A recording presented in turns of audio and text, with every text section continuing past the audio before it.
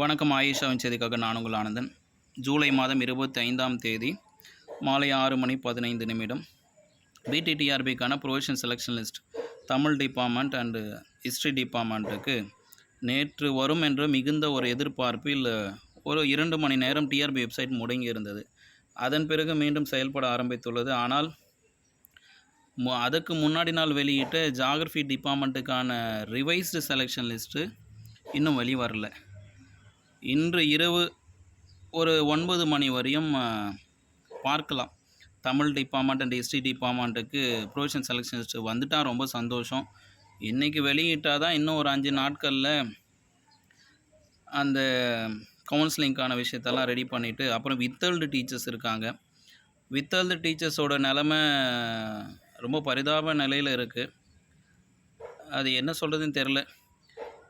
சிவிக்கு போயிட்ட பிறகு வழக்கே போட வேணாம், வழக்கு போடுறவங்கெல்லாம் அப்படி இப்படின்னு பேசுகிற ஒரு காலகட்டம் மாதிரி இப்போ வித்தல்டில் போட்டவங்க எல்லோரும் என்ன பண்ணுறாங்கன்னா, வழக்கு போடலாமா அப்படின்னு ஒரு கொஷினிங் வருது.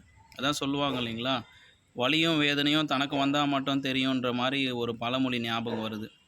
எதுவாக இருந்தால் என்ன, எல்லாரும் மனிதர்கள் தானே அப்படின்னு நம்ம கடந்து போய் தான் ஆகணும். பார்க்கலாம், இன்றைக்கி ரிசல்ட்டு வெளிவருதா, அந்த ஃபைனல் செலெக்ஷன் லிஸ்ட்டு வெளிவருதா அப்படின்னு பார்க்கலாம். மீண்டும் இது போன்ற ஒரு செய்தியோடு உங்களை சந்திக்கிறேன். இந்த லிங்க் உங்கள்கிட்ட கொடுக்குறேன், டிஸ்கிரிப்ஷனில் கொடுக்குறேன். இதை நீங்கள் காப்பி பண்ணி வச்சுக்கோங்க. இந்த லிங்க்கை நீங்கள் கிளிக் பண்ணிங்கன்னா டைரெக்டாக அந்த வெப்சைட்டுக்குள்ளேயே போய் விட்டுடும். இன்றைக்கி தமிழ் டிபார்ட்மெண்ட் ஹிஸ்ட்ரிக்கு வருதா இல்லை ஜாகிரஃபிக்கு ரிவைஸ்ட் ஆகி வருதான்றது தகவல் தெரிஞ்ச உடனே கமெண்ட் பண்ணுங்கள். அதில் என்ன நடந்திருக்குன்றதை நம்ம பதிவு பண்ணலாம். இது ஆயிஷாவின் அச்சம் தவிர.